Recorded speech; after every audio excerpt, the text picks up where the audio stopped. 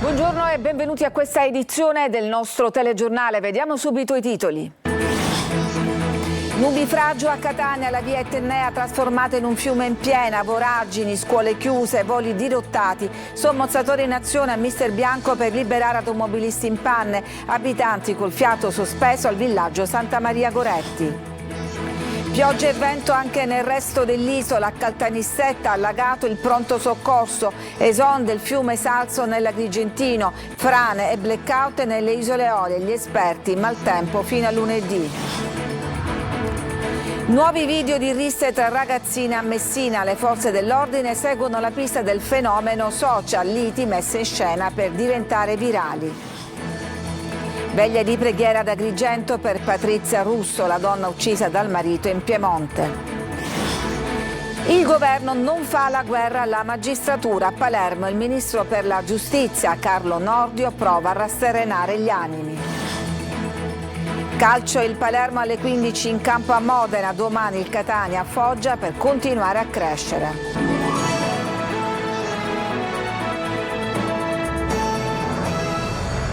Dunque Catania si è svegliata sotto un vero e proprio nubifragio. Vi mostriamo le immagini di via Etnea trasformata in un fiume in piena che trascina un motociclista e poi voragini, scuole chiuse, voli dirottati. Tonino De Mana. La via Etnea, salotto buono di Catania, trasformata in un fiume in piena. Motorini e monopattini, persone trascinate dalla furia dell'acqua. Strade allagate e sventrate, scope e ramazze per ripulire fango e detriti. L'ondata di maltempo annunciata dagli esperti e che aveva indotto il sindaco Trantino a chiudere scuole, parchi e giardini ha lasciato il segno. L'immagine simbolo è quella che vi proponiamo, con una signora che salva un anziano in balia dell'acqua. Ecco il provvidenziale intervento in via Etnea. Prima il motorino che scivola a valle, poi l'energica soccorritrice riesce ad afferrare il malcapitato evitando conseguenze peggiori.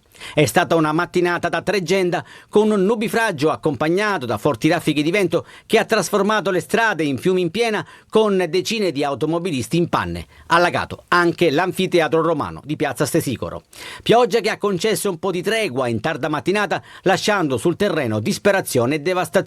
Corsa contro il tempo in via Etnea per liberare le attività commerciali e di ristorazione. C'è chi invece, temendo il peggio, ha alzato barricate. A macchie di leopardo, strade sbriciolate e quindi pericolose. Qui siamo all'imbocco di via Santa Sofia, dove il secchio che vi mostriamo segnala la presenza di una voragine con bitume a pezzi sparso qua e là. Poco più avanti un tombino, uno dei tanti saltati per la furia dell'acqua. Centinaia gli interventi dei vigili del fuoco per allagamenti di garage, cantinati e negozi. Il maltempo ha creato disagi anche all'aeroporto di Fontanarossa con diversi voli dirottati su Palermo. E siamo tornati al villaggio Santa Maria Goretti, dove la pulizia del torrente Forcile ha evitato il peggio, ma gli abitanti restano con il fiato sospeso. Sommozzatori in azione a Mister Bianco per liberare gli automobilisti. Nel villaggio di Santa Maria Goretti, invece, mezzi meccanici all'opera per rimuovere la vegetazione trascinata a valle dalla furia dell'acqua nel torrente Forcile, ripulito in extremis dopo le allarmate segnalazioni degli abitanti ed un nostro servizio TG. Allagamento del villaggio scongiurato per la bonifica del corso d'acqua effettuata poco prima della temuta bomba d'acqua. Fino a metà settimana era questa la situazione, con canne che ostruivano il canale quasi a renderlo invisibile. Ieri l'intervento dei mezzi comunali per liberarlo dagli arbusti. La pioggia caduta abbondante in mattinata ha fatto temere il peggio, lasciando i residenti con il fiato sospeso per almeno 2 ore. Poi la tregua che ha permesso alla protezione civile comunale di intervenire in corso d'opera per eliminare il famoso tappo da tempo segnalato dagli esasperati residenti. Delicate le operazioni anche per la presenza di grossi tubi a ridosso del ponte, oggetto di contestazione da parte degli abitanti. Per fortuna hanno fatto la pulizia, però come dicevo io la scorsa volta che ho detto anche in Antenna Sicilia, il problema è il ponte, come vedete, perché vengono gli arbusti, creano il tappo e non fanno passare l'acqua. Resta solo la speranza nel sabato bagnato del villaggio. E il maltempo ha investito anche gran parte della Sicilia, tra le criticità quella di Caltanissetta. Rita Cinardi. Sono oltre 50 da questa notte gli interventi dei vigili del fuoco del comando di Caltanissetta a causa dell'ondata di maltempo che si è abbattuta sulla provincia con piogge e forti raffiche di vento. Oltre al capoluogo i comuni più colpiti sono stati Gela, Sommatino e Riesi. I pompieri sono intervenuti per allagamenti di abitazioni, auto impantanate a causa del fango, rami e detriti sulle strade. Disagi anche all'ospedale Sant'Elia di Caltanissetta, dove nella notte a causa del maltempo si è staccato un pluviale causando l'allagamento delle sale operatorie del pronto soccorso, che dopo l'intervento dei vigili del fuoco hanno ripreso la piena attività. Tuttora i pompieri sono impegnati in decine di interventi in tutta la provincia, in particolar modo a Gela, dove soprattutto nelle zone vicine al mare l'acqua ha raggiunto i 40 centimetri con gli automobilisti nel panico. In ausilio sono intervenuti anche i vigili del fuoco del comando provinciale di Agrigento, mentre diversi pompieri hanno dovuto prolungare il turno di servizio. A Caltanissetta permane il livello di allerta arancione. Oggi il sindaco ha ordinato la chiusura di ville, parchi e riserve. A Enna, a causa della pioggia battente, è crollato un costone di roccia in via Pergusa. La strada, una delle arterie più importanti di accesso alla città, è chiusa al transito. A Pergusa, in contrada a Parasporino, una famiglia isolata a causa del fango che ha invaso la strada di accesso all'abitazione. E purtroppo il bollettino dei danni non è finito. In provincia di Agrigento il fiume Salso è esondato, gli abitanti hanno abbandonato le loro abitazioni, un'auto è stata investita dalla piena e per salvarsi un automobilista è salito sul tettuccio dell'auto ed è stato salvato dai vigili del fuoco. A Licata ci sono 2 quartieri sott'acqua. Il maltempo sta provocando danni anche alle isole Eolie, in particolare il piccolo borgo di Ginostra sull'isola di Stromboli è stato investito da un fiume di acqua e fango che ha invaso le stradine e ha bloccato i residenti, una cinquantina in tutto, dentro le loro case, interrotta anche l'erogazione di energia elettrica. E secondo gli esperti il maltempo di queste ore persisterà sull'isola almeno fino a lunedì. Insomma, la situazione è in continua evoluzione. Sentiamo Francesco Alloi. Strade trasformate in fiumi in piena, case allagate. La pioggia assente da mesi è arrivata tutta in una volta, dal nord fino alla Sicilia, che adesso è al centro del ciclone mediterraneo. Una circolazione depressionaria che si è isolata sul Mediterraneo centrale ed è in lenta evoluzione a causa dell'azione di blocco esercitata da un vasto campo di alta pressione presente sull'Europa orientale. Durante la notte, in poche ore, tra Agrigentino e Nisseno, sono caduti più di 100 mm di acqua.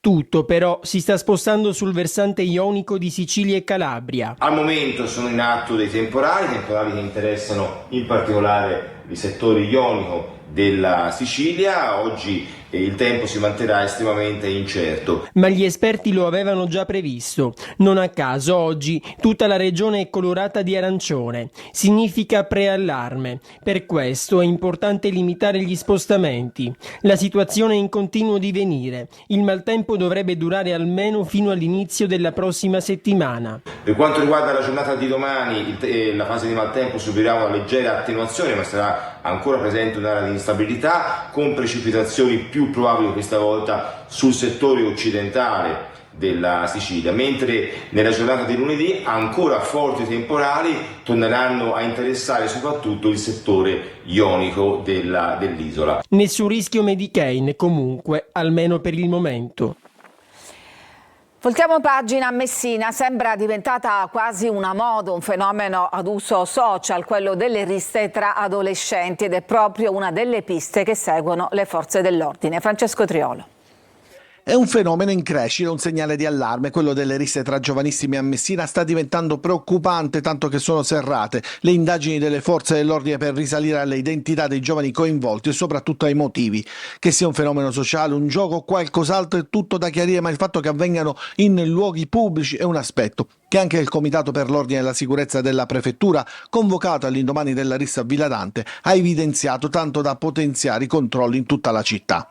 Le risse tra adolescenti si stanno moltiplicando ad un ritmo preoccupante, con tanto di video sempre pubblicati sui social network, che poi fanno il giro delle chat di messaggistica soprattutto tra i giovanissimi. E sono diversi i sospetti, non solo tra gli inquirenti ma anche nell'opinione pubblica, che si tratti di sceneggiate. Gli ultimi episodi sono quelli sul tram che transita dal viale San Martino con 2 ragazzine fermate dagli altri passeggeri e poi sulla via La Farina, a 2 passi da piazza Caroli. Quindi l'ultimo 2 sere fa, in via 1 Settembre, a pochi metri da Piazza Duomo. Schiaffi, tirate di capelli e scene di violenza che sembrano costruite appositamente per essere pubblicate sui social. I video diventano subito virali e hanno sempre lo stesso schema: ragazzine che inizialmente parlano tranquillamente per poi passare all'azione, e quasi mai i loro coetanei intervengono con decisione per separarle. Anzi, il fatto inquietante è che chi riprende le scene, invece di cercare di fermare le aggressioni, si limita a filmarle. Una nuova moda pericolosa è quello che stanno cercando di capire le forze dell'ordine.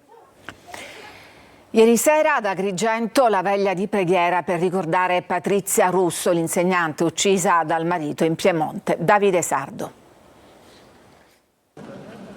Amici di famiglia, di gioventù, conoscenti, cittadini e il sindaco Miccichè hanno reso omaggio con una veglia di preghiera alla memoria dell'insegnante agrigentina Patrizia Russo, uccisa dal marito Giovanni Salamone con 7 coltellate all'alba di mercoledì scorso nella loro casa piemontese di Solero, in provincia di Alessandria. L'iniziativa si è svolta nella chiesa San Michele, nel quartiere del centro storico di Agrigento, dove è nata e cresciuta Patrizia. Presente in chiesa anche il figlio della coppia, Francesco. Patrizia per noi era un'amica d'infanzia e in questo momento siamo tutti addolorati, un quartiere in lutto per questa gravissima perdita, perché nessuno mai si sarebbe aspettata una cosa del genere, questa coppia meravigliosa, sempre insieme, sempre carina, che poteva succedere questo dramma. Frequentavamo la stessa parrocchia. Siamo state compagne alle scuole superiori, una ragazza sempre solare, sempre divertente, pronta a dire la sua, a sorridere. Eravamo una classe meravigliosa. Non è solo un momento di ricordo, ma anche un atto di protesta contro il femminicidio, una piaga che, come ben sappiamo, ahimè, continua a colpire tante donne nel nostro paese. Durante la veglia sono stati raccolti fondi per partecipare alle spese del trasferimento della salma ad Agrigento e del funerale, per il quale sarà proclamato il lutto cittadino. Il governo non fa la guerra alla magistratura. A Palermo il ministro per la giustizia Carlo Nordio prova a rastenerare il clima fra le istituzioni. Marco Gullà. Dalla sentenza che annulla i provvedimenti per il trasferimento dei migranti in Albania alle tensioni con la magistratura, il ministro per la giustizia Carlo Nordio, oggi a Palermo per partecipare ad un convegno alla Camera di Commercio, affronta i temi di stretta attualità, in primis la sentenza sui migranti in Albania. Non è una polemica contro la magistratura alla quale io in un certo senso mi onoro ancora di appartenere, benché sia in quiescenza, contro un tipo di sentenza che non solo noi non condividiamo, ma che riteniamo addirittura abnorme, perché non può essere la magistratura a definire uno Stato più o meno sicuro. C'è una sentenza della CEDU che io ho letto attentamente, tra l'altro in francese, non dice affatto quello che almeno dai secondi giornali è riportato essere stato il motivo della sentenza di Roma. È lo Stato che deve decidere. Processo Open Arms. Nordio non è preoccupato dall'assegnazione della scorta EPM. Io sono stato scortato varie volte nella mia vita come pubblico ministero, fa parte di una valutazione del comitato provinciale che si occupa di queste cose, quindi se così hanno deciso così va bene. E sulle tensioni tra governo e magistratura il ministro non apre a polemiche. Da magistrato, ex magistrato, riterrei quasi sacrilego pensare che il governo a cui appartengo dichiari guerra alla magistratura, cosa che peraltro non è e non sarà mai. Ci fermiamo, c'è una pausa e poi torniamo per parlare di eccellenze enogastronomiche. A tra poco.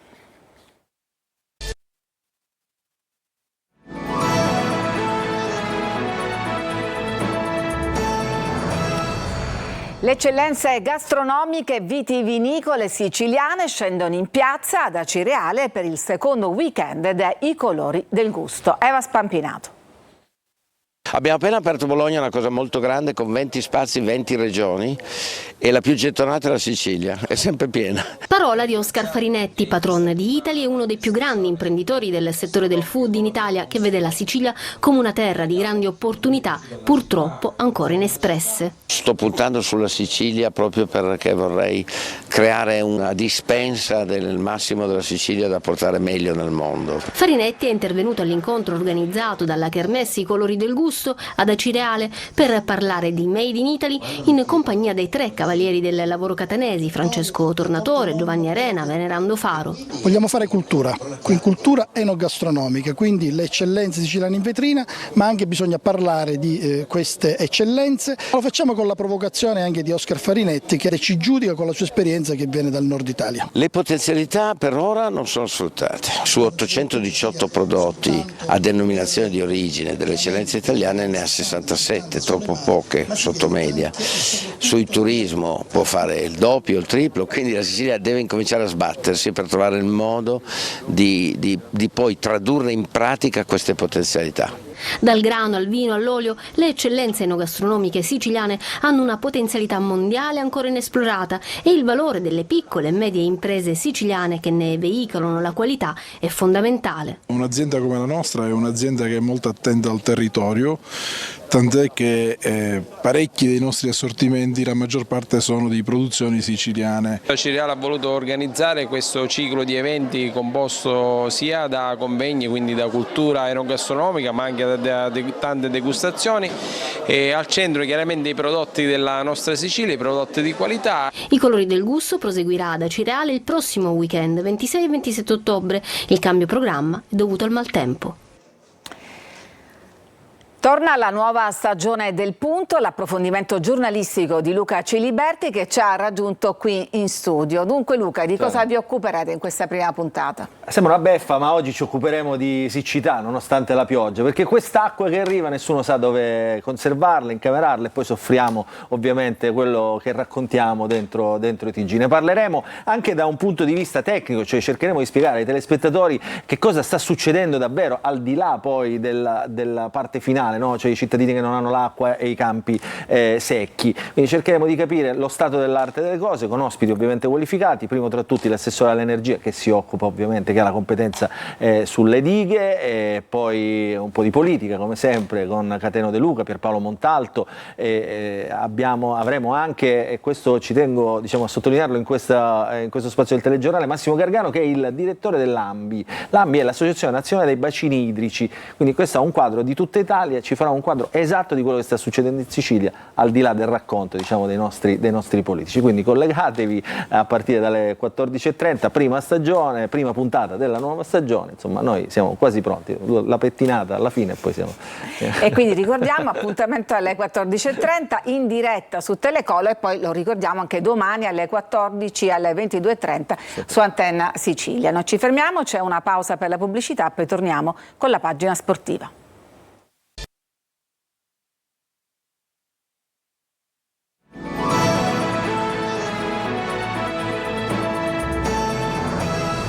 Siamo al calcio, il Palermo alle 15 al Braglia in campo contro il Modena. Marco Gullà. Il Palermo ha 2 volti, uno in casa in cui non riesce ad essere se stesso e uno in trasferta, totalmente opposto. Fuori casa i rosanero hanno un'altra marcia, 3 vittorie consecutive sono un marchio importante e la formazione di Dionisio oggi alle 15 al Braglia contro il Modena va alla ricerca del poker. Il Palermo da trasferta ha finora adottato un atteggiamento diverso che gli ha consentito di gestire l'andamento della gara in maniera differente. I rosanero spesso si sono dimostrati più attendisti, lasciando talvolta il pallino del gioco agli avversari per poi colpirli con ripartenze repentine. È una squadra con delle qualità individuali per la categoria importanti, quindi è sicuramente una partita difficile, ma come del resto lo sarebbe stata contro chiunque, perché non c'è una partita scontata. Poi per caratteristiche loro hanno un'identità e una fisicità diversa dalla nostra, quindi si giocheranno contro 2 squadre che in questo momento probabilmente hanno ottenuto anche meno di quello che meritavamo, sia noi che loro, perché sono la squadra d'oggi dopo dopo loro noi siamo le due squadre che hanno concesso meno. Modulo confermato, si va avanti con il 4-3-3, dovrebbe cambiare in toto il tridente offensivo rispetto alla partita con la Salernitana. Di Francesco dovrebbe riprendersi il posto sulla sinistra, mentre a destra Insigne sembra in vantaggio sull'Eduaron. Brunori potrebbe andare in panchina con Henry riproposto dal primo minuto. E domani il Catania a Foggia per continuare a crescere. Marco Carli. A Foggia per continuare a crescere e insistere nel processo che fa già comprendere un miglioramento dietro l'altro quello che può essere il Catania di questa stagione. Una stagione per ora evidenziata dai numeri, con i rossazzurri in alto in classifica nonostante un punto di penalizzazione e reduci da 3 vittorie consecutive. 3 come il numero di partite in cui Ezio Capuano è seduto sulla panchina dei rossoneri, per lui una vittoria, un pari e una sconfitta, ma anche in questo caso è già ammirabile la crescita dei pugliesi. Ecco perché la sfida, già ostica per tradizione, va presa con le pinze in una giornata che sarà caratterizzata dal lutto per la morte dei 3 tifosi foggiani. Innanzitutto mi sembra doveroso rivolgere un pensiero alle vittime di questa incredibile tragedia e alle famiglie. Noi dobbiamo rimanere concentrati sul campo, su quello che dovremo fare domani in questa partita, in questa trasferta difficile come quella di Foggia. Non ci saranno supporter etnei provenienti dalla Sicilia. Toscano, che non recupera ancora De Rose, va verso la conferma per intero o quasi della squadra vista con l'Altamura, con la consueta rotazione nella batteria dei trequartisti. La cosa che mi piace di più, oltre al campo, è quello che ho avvertito anche questa settimana, è la bella atmosfera che si respira, l'alchimia che si respira, che si è creata. Foggia Catania sarà seguita da Telecolor con diretta stadio, 3 ore live con collegamenti dallo Zaccheria e commenti da studio. Al termine le interviste in anteprima ai protagonisti. È tutto per questa edizione, vi lascio adesso al punto con Luca Ciliberti, grazie e vi auguro un buon weekend.